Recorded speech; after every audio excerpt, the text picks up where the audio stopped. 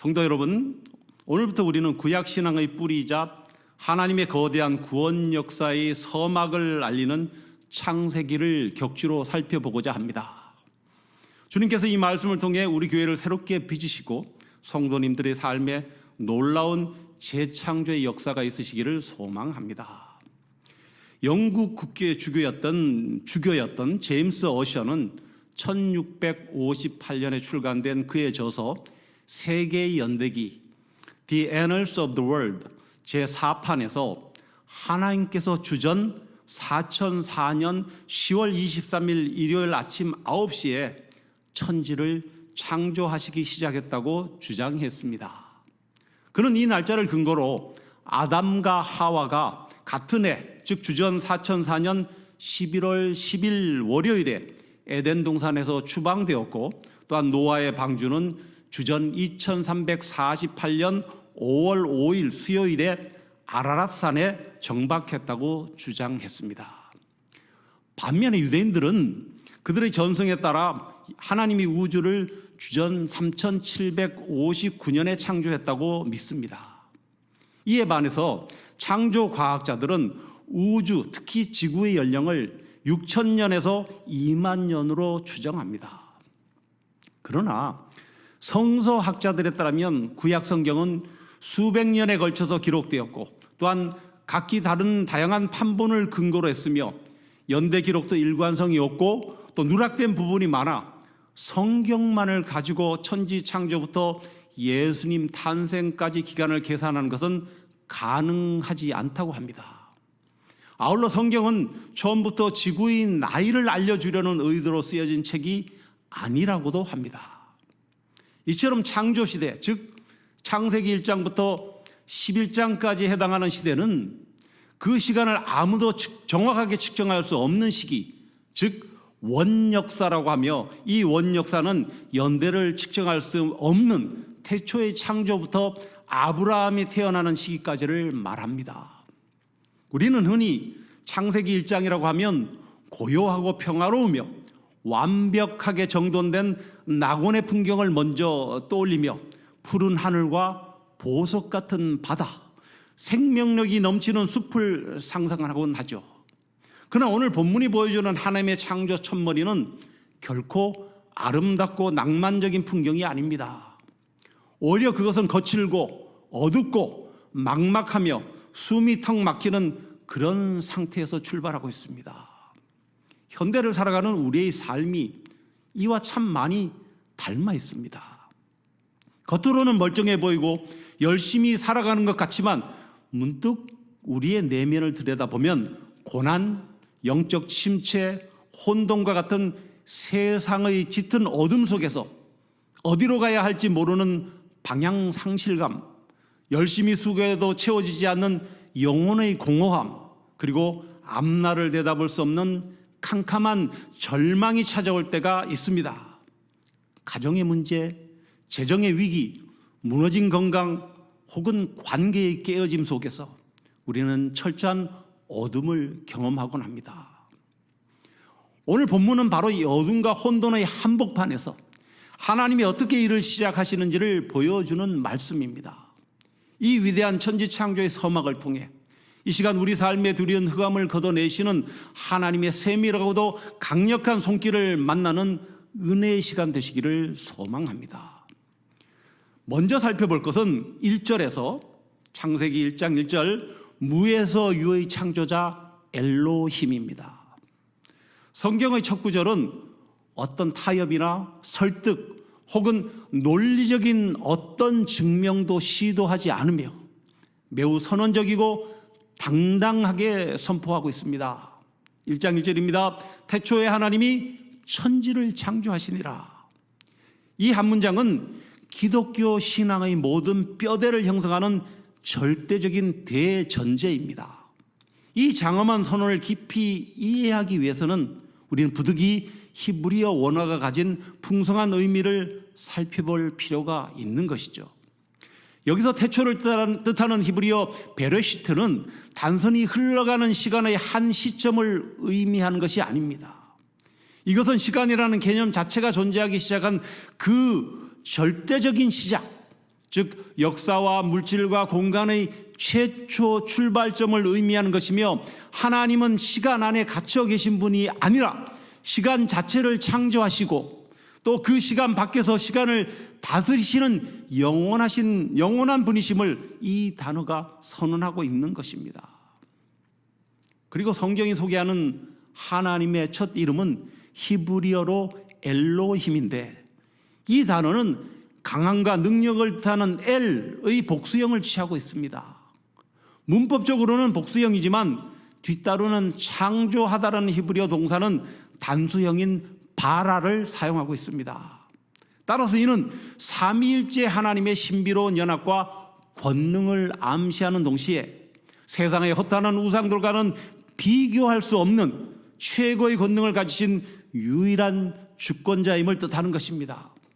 아울러 구약 성경에서 이 창조하다의 히브리어 동사 바라는 오직 하나님, 즉 엘로힘을 주어로 할 때만 사용되었습니다. 이는 인간이 무언가를 만드는 행위는 기성의 재료를 변형하는 히브리어 동사 야차르나 아사라는 단어를 쓰지만, 바라는 재료가 없는 상태에서 완전한 새로운 것을 만들어내는 무에서 유의 창조를 뜻하기 때문입니다. 놀라운 사실은 이 창세기 선언은 신약성경 요한복음 1장 1절과 완벽하게 그 대칭을 이룬다는 것입니다. 요한복음 1장 1절입니다. 태초에 말씀이 계시니라. 이 말씀이 하나님과 함께 계셨으니 이 말씀은 곧 하나님이시니라.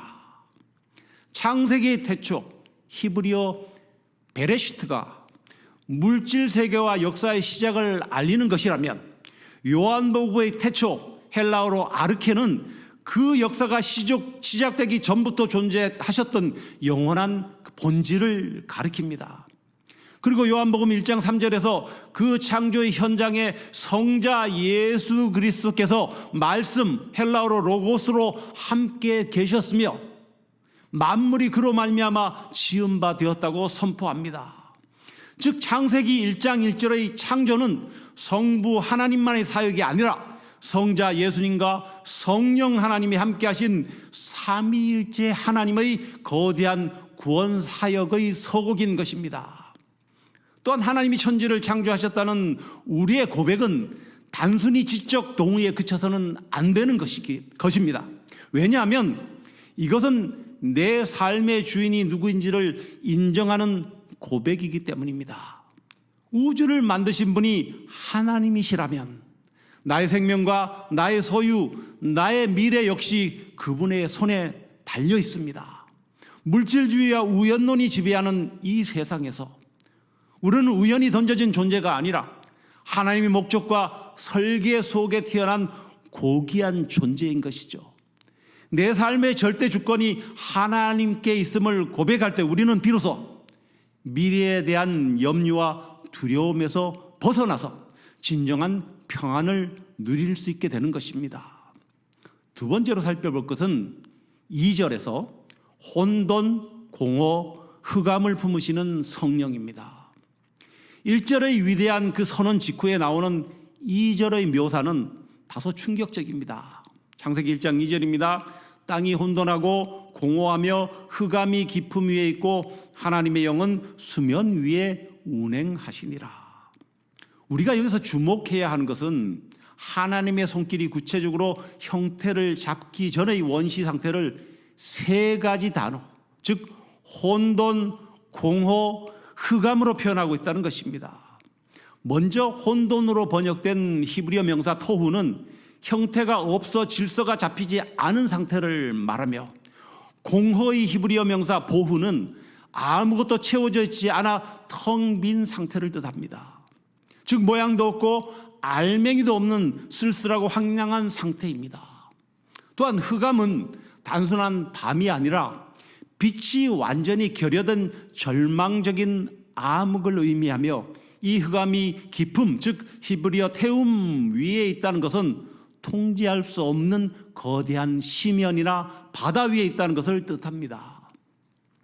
고대 근동의 사람들에게 이 깊은 바다와 어둠은 공포와 죽음, 통제 불가능한 혼란의 상징으로 이 상태만 보자면 소망이 전혀 없는 상황입니다. 그러나 2절 하반절에 대반전이 일어나죠. 하나님의 영은 수면 위에 운행하시니라.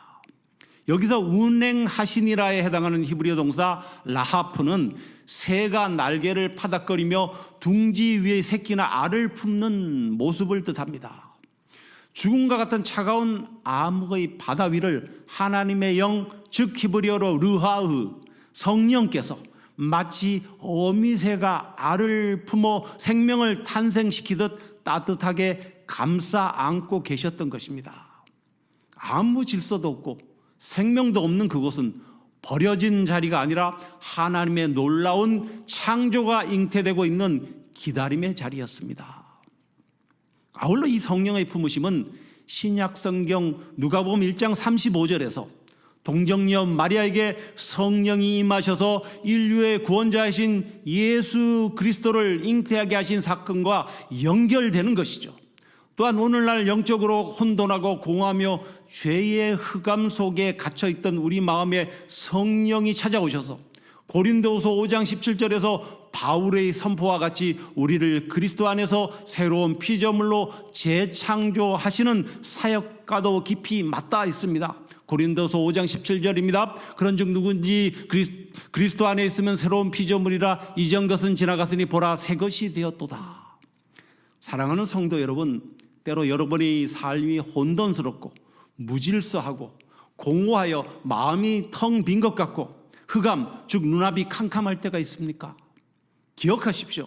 그 순간에도 하나님의 영은 여러분의 삶을 떠나지 않고 수면 위를 운행하시듯이 여러분을 품고 계시다는 것입니다. 혼돈과 공허는 하나님의 창조의 실패했다는 증거가 아니라 이제 곧 하나님의 위대한 일하심이 시작될 무대라는 뜻입니다. 그러므로 내 삶이 거친 풍랑 같고 깊은 시면 같을지라도 나를 품고 계시는 성령님의 그 신실하신 손길을 신뢰하며 낙심하지 않는 주의 자녀들이 되시기를 간절히 소망합니다. 마지막으로 살펴볼 것은 1장 3절부터 5절까지 해서 말씀의 권능과 하나님의 자기 계시입니다. 성령께서 수면 위를 품고 계셨던 인큐베이팅의 그 시간이 지나고 마침내 하나님의 구체적인 창조의 행동이 시작됩니다. 그런데 우주를 만드신 하나님의 첫 번째 도구는 그분의 손이 아니라 말씀, 즉 명령이었습니다. 창세기 1장 3절에서 5절 하나님이 이르시되 빛이 있으라 하시니 빛이 있었고 하나님 빛을 낮이라 부르시고 어두움을 밤이라 부르시니라. 저녁이 되고 아침이 되니 이는 첫째 날이니라. 여기서 우리가 주목할 것은 하나님의 말씀이 가진 즉각적인 권능입니다. 자세히 보십시오. 하나님께서 히브리어로 예히오르 빛이 있으라 라고 선포하시자 지체 없이 와예히오르 빛이 있었다 라는 결과가 나타난다는 것이죠. 하나님의 말씀은 단순한 소리나 정보 전달이 아닙니다. 선포되는 즉시 물질을 만들어내고 존재를 출현시키는 실제적인 권능, 바로 히브리어로 다바르, 하나님의 말씀의 역사입니다.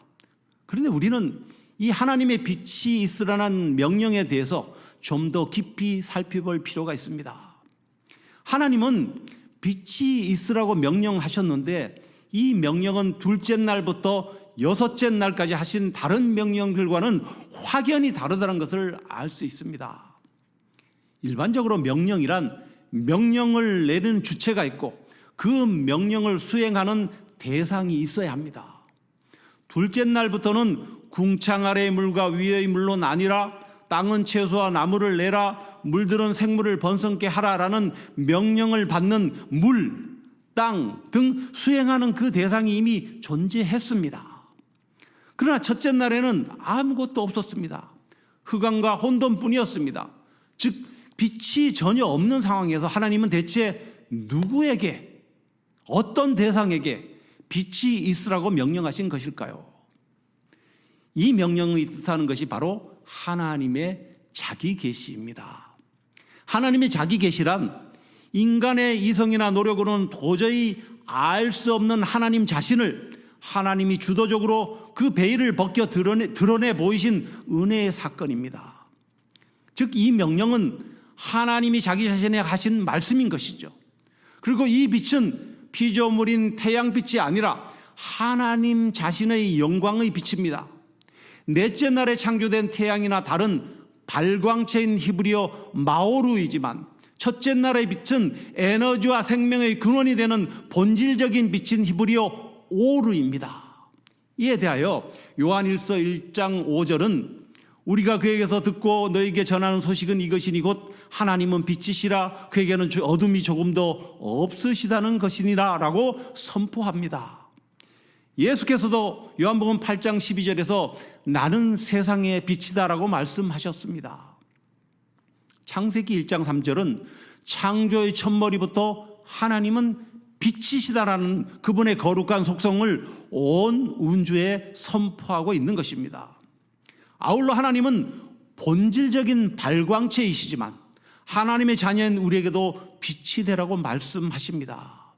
예수님은 마태복음 5장 14절에서 너희는 세상의 빛이라고 하셨는데 여기서 빛을 뜻하는 헬라어 푸오스의 어원은 푸하오이며 빛에 의해 드러나게 하다라는 뜻을 갖습니다. 즉 이것은 우리 스스로가 빛을 내는 발광체는 아니지만 하나님께로부터 받은 빛을 세상에 비추는 반사체라는 것입니다. 마태복음 5장 16절입니다. 이같이 너희 빛이 사람 앞에 비치게 하여 그들로 너희 착한 행실을 보고 하늘에 계신 너희 아버지께 영광을 돌리게 하라. 우리가 주님의 빛을 착한 행실이라는 우리의 빛으로 세상에 반사할 때 세상은 우리를 통해 하나님의 살아계심을 보게 된다는 것입니다. 이제 하나님은 창조하신 그 빛을 보시고 좋았더라. 히브리어로 토브라고 하시며 만족해 하셨습니다. 그리고 빛과 어둠을 나누사 낮과 밤이라는 이름을 붙여주셨습니다. 고대 사회에서 이름을 붙이고 부르는 행위는 그것에 대한 소유권과 통제권이 자신에게 있음을 뜻합니다. 이런 의미로 볼 때 하나님은 이 빛뿐만 아니라 어둠까지도 자신의 주권 아래 통제하시고 다스리는 분임을 선포하는 것입니다. 사도 바울은 고린도후서 4장에서 이 첫째 날의 빛의 창조를 우리 구원 사건에 그대로 적용합니다. 고린도후서 4장 6절입니다. 어두운 데에 빛이 빛이라 말씀하셨던 그 하나님께서 예수 그리스도의 얼굴에 있는 하나님의 영광을 아는 빛을 우리 마음에 비추셨느니라. 태초에 빛이 있으라고 선포하셨던 바로 그 창조주 하나님께서 죄와 사망의 그늘에서 신음하던 우리의 어두운 심령 속에 예수 그리스도라는 생명의 빛을 비추어 주셨습니다. 복음이 우리 안에 들어왔을 때 영적 혼돈이 떠나가고 공허했던 마음이 천국 소망으로 채워지는 새로운 피조물의 재창조가 일어나는 것입니다. 또 하나의 하나님의 자기 계시는 하나님의 거룩성입니다. 하나님은 빛을 만드신 후에 아주 중요한 행동을 하십니다. 본문 4절을 보십시오. 창세기 1장 4절에 빛이 하나님이 보시기에 좋았더라. 하나님이 빛과 어둠을 나누사. 하나님께서는 빛과 어둠을 나누셨다고 기록합니다. 이것은 하나님께서 어둠은 창조하지 않으셨음을 말씀하는 것입니다. 빛과 어둠은 본질상 서로 다릅니다. 하나님께서는 혼돈과 무질서를 싫어하십니다. 그는 의와 불의, 선과 악을 나누시며 마지막 날에 의인과 악인을 나누실 것입니다. 그런데 창세기 1장의 창조 과정을 유심히 살펴보면 이 나누다라는 단어가 6째 날까지 무려 5번이나 반복해서 등장합니다. 성경을 기록한 저자는 지금 우리에게 무엇을 암시하는 것일까요? 바로 우리가 믿는 하나님은 나누시는 하나님, 구별하시는 하나님이라는 사실입니다. 여기서 나누다에 사용된 히브리어는 바달이라는 단어인데요. 이 단어는 분리하다, 구별하다라는 의미를 가지며 구약 성경에서 이 바달은 언제나 거룩이라는 개념과 긴밀하게 연결되어 사용됩니다. 실제 거룩을 뜻하는 히브리어 명사 코데시의 본질적인 의미 역시 분리와 차단입니다. 이는 하나님의 거룩하심이란 죄와 완전히 분리되어 있으신 윤리적, 도덕적 완전함을 뜻하며 동시에 피조물과는 본질적으로 구별되시는 신의 초월성을 의미합니다. 연세대 구약학 김영진 교수의 연구에 따르면 거룩을 뜻하는 히브리어 바달은 구약 성경에 90여 차례 기록되었으며 이 단어가 가진 중요한 의미는 바로 구별이라고 설명합니다. 구약 성경 레위기 10장은 거룩을 이렇게 정의합니다. 레위기 10장 10절입니다. 10장 10절 그리하여야 너희가 거룩하고 속된 것을 분별하며 부정하고 정한 것을 분별하고, 즉 거룩함이란 속된 세상과 철저히 구별되는 것을 말씀합니다. 반면 본문에 등장하는 어둠을 뜻하는 히브리어 호셰크는 단순히 빛이 없는 상태만을 말하는 것이 아니라 영적인 상징으로 불행, 파멸, 죽음, 사악함 등을 뜻합니다. 그러므로 하나님께서 빛과 어둠을 나누셨다는 것은 빛 대신 하나님은 이러한 사악하고 어두운 것들과는 결코 타협하거나 함께하지 않으신다는 그분의 거룩한 속성을 온 천하에 선포하신 사건입니다.